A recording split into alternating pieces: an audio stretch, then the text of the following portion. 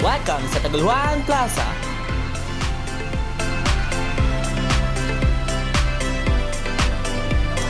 Ngayon ay samahan niyo ako na mamasyal dito sa Taguluan Plaza na kung saan ay ating susulyapan at nakikita ang samot-saring pailaw at samot-saring mga ibinebenta rito.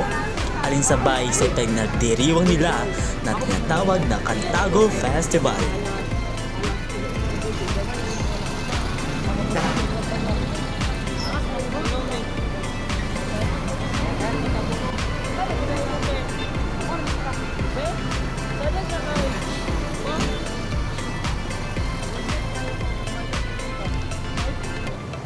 Kasama ng aking mga malalapit na kaibigan ay nagpunta nga kami rito sa Taguluan Plaza matapos at aming mga naging klase sa gabi nito na kung saan ay paglabas pa lamang namin ng highway ay nakikita na ang malaki at napakalawak na pailaw sa ibabaw ng overpass.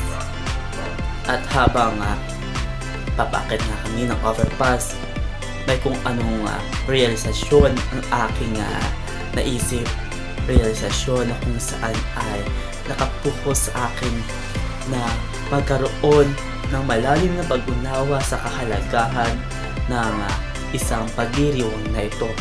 Dagdag pa riyan ang realisasyon na kung saan ay nagbigay sa akin ng kaliwanagan sa kahulugan ng oras sa isang tao, lalo na sa isang buong pamilya.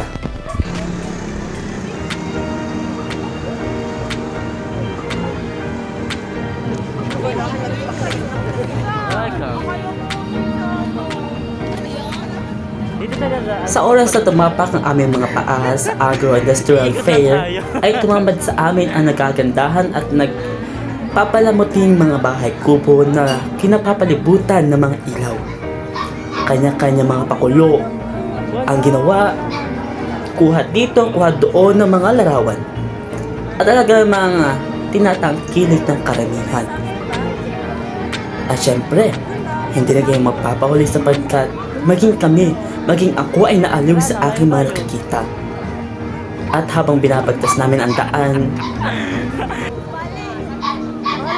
ay muli na namang sumagi sa aking isipan ang kahalagahan ng pagkakaroon ng oras para sa sarili.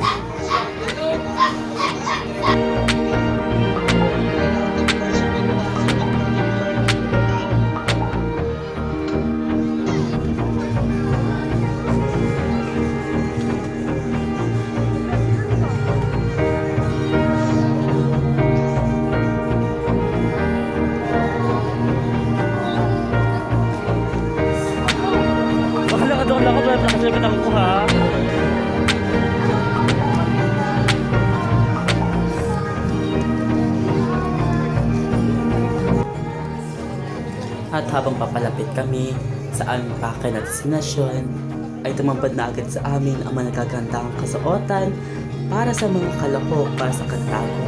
Ang Cantago ay isang termino para sa Candelaria sa Taguluan.